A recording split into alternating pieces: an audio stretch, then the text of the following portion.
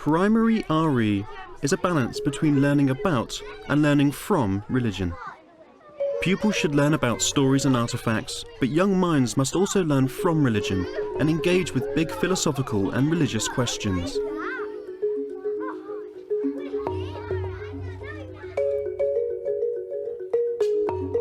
In this programme, we see Paul Newbold at Minchinhampton School, a Church of England school in Gloucestershire, using big thinking techniques to help enable Year 1 pupils' deep thinking in an RE context. In the first session, Paul draws on the pupils' own ideas to introduce important vocabulary and uses the techniques of Think, Pair, Share and thinking books to remove the writing barrier to learning, enabling freedom of thought. After lunch, in session 2, Paul opens up their thinking but also reinforces the RE context, and using artwork as a stimulus, asks the class to generate questions relating to God. In session 3, the final session, Paul gathers together all of the questions which have been asked in the day and gets the pupils to reflect on what they consider their biggest question of all. Now I want to explain a bit about big questions and the answers you get. Look at this chair of mine. What colour is this chair? Red. Is that an easy answer? Yes. It is, isn't it? Red. What's this chair made of? Charlie? Plastic. Metal. Plastic, metal. You had to think a bit about that. That was a little harder, wasn't it, that question? What's the story of this chair from when of how it was made and how it got here? Is that a bigger question? Yeah, it's a bigger question, isn't it? So if I ask you a question, what colour is this chair? It's red. That's like a little question. If I ask you, what's the story of this chair? I have to do some finding out. Have to do some puzzling. Have to do some hard thinking. So we're thinking today about big questions that aren't easy to answer.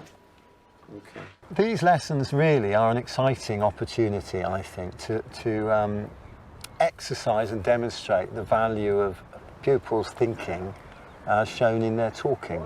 The theme in the curriculum was rules for living. What is it inside of us that helps us choose to do the right thing?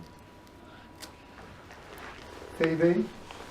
It's your heart inside. Ah, that's one that we can write down. Scribes, please. What is it that helps you choose what's right? It's your heart inside. Now, there's a word for this part of us inside. I don't know whether any of you have come across it before.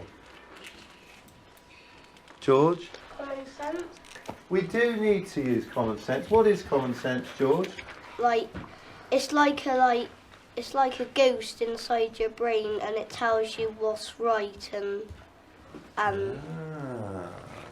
Very interesting. We're getting closer, aren't we? I tried to introduce and reinforce all the important vocabulary that they needed without telling them a list of vocabulary to learn at the start. So most of the time it was using words and praising words that came from the group throughout the lesson, and where necessary highlighting phrases or words and writing them up so that they could then begin to extend their thinking. There are lots of things that happen in life that we do, and when we've done them, maybe we feel bad. What is it inside of us that feels bad when we do something, or feels sad? It's all about the common sense that George was talking about. It's all about the heart that Phoebe was talking about, and it's called conscience. And I want you to think about that word. Let me write it down.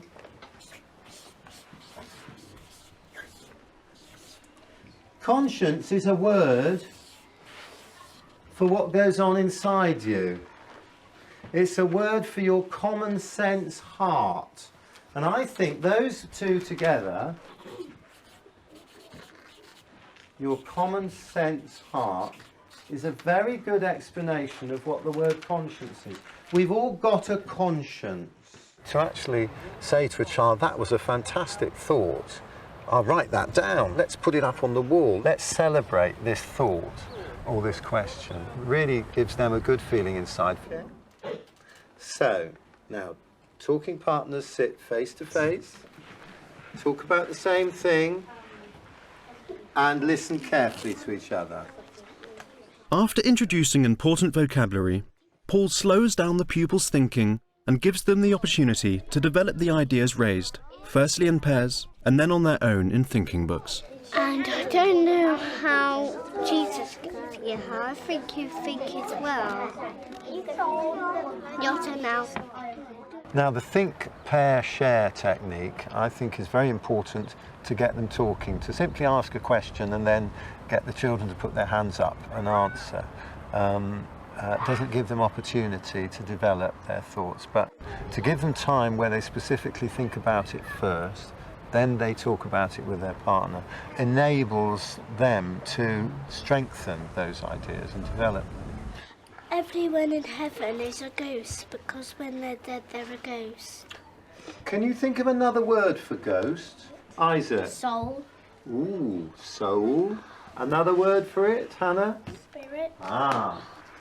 In your thinking books, think about how you, on your own, understand what's right. Think about your conscience.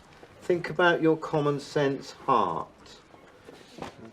Thinking books is an opportunity for them to develop their thinking privately. It slows down their thinking, gives them a chance to develop their ideas, to articulate and experiment with their thoughts. With adults moving around, they can support and scribe their thoughts for them. Obviously chose to do those three. Okay, and what are you doing together in your picture? Close to lunchtime now.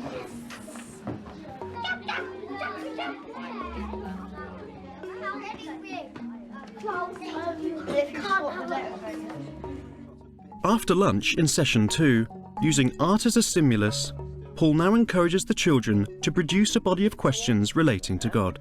But we're going to open it up much bigger than that. We're going to think about God. Pretty big, isn't he, God? You can't get much bigger than God. Okay.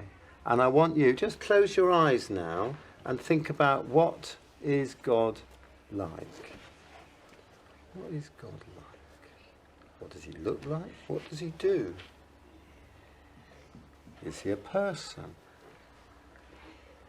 Is he a bit different from that? Open your eyes again. You're going to do pictures of God. But you need to be asking questions as you do it. So I want you to think about puzzling questions to do with God, and we're still trying to get the biggest question of all. What? What is God like? Why? Why does God do this or that? How? Can you give me an example of a how question to do with God? How does he make the world? How does he make the world? Lots of these. We want lots of these questions coming up. Abby? Where is God? Where is God? Massive question. Big, big question. Where does he come from? Where does he come from? Right, go quietly into your talking groups and find somewhere to sit together at a table. I've put the big words up here. Here they are. What, why, when, where, how, and who. Okay, now you don't have to answer all those questions, but it will be lovely, like we did this morning, to get plenty of your questions and ideas down in these bubbles while you're working. Why is God an angel? Every picture of God in the church, it always has wings. First one's a really big question, isn't it? I think the most important technique is that of not asking the children to write. Too often we ask them to write or record when really their thoughts are only beginning to form. Okay. What about you then, Isaac? Have you come up with any questions yet? 3 adults in a Key Stage 1 classroom is not so unusual these days. work like this needs the right kind of support, and so it's important to provide adults who can harness the learning that's going on. But I've got in front of me your bubbles and lots of ideas and quite a few questions. Jordan asked the question, where is God? What I wanted to do today was to get them thinking about things that they could not see, they could not feel, and start thinking about themselves and themselves in relation to the person of God and whatever that meant for them. How does God look at us to watch us? How does God look at us? Gathering up all of the questions of the day, Paul now, in the final session, asks the pupils to reflect on what they consider is their biggest question. All those questions have magically appeared on the whiteboard. Just like that. These are the where questions. This is the, we only had one who question, but that's... The lessons which follow will bring in the Christian context. It's very important that that happens after they've had the opportunity to think through some of these bigger issues. We're still trying to work out the biggest question of all, and we're going to choose. Now that table's got an A on it, that table's got a B on it, that table's got a C on it. I want you to go and stand by A or B or C, all of you. If you think it's the biggest question, how does God look at us to watch us? How does God get down to earth? How did God get up into heaven? Oh. Rest, isn't it? Which is 8, which is 19, I think. Right. No, it doesn't mean you've won. It's not a competition. It just means that more of you, they might be actually think that that is the biggest question because there's a lot of thinking to it. Now come and sit down, we'll look at another one.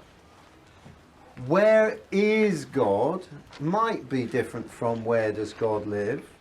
Off you go when you've made your mind up. Don't think about other children. The most important objective in today's lesson was to bring out the opportunity for children to talk and think for themselves, to get beneath the surface of the issues involved. And in particular to work on attainment target 2 in RE, which is learning from religion, not just learning content, but actually being able to respond to it and think for themselves. We've been ranking them, putting them in order of what we think is the biggest question. You've decided, what is it? Biggest question of all is, why is God so special? Who can begin to start us off with some thoughts? Because he's Jesus' dad. Mm-hmm.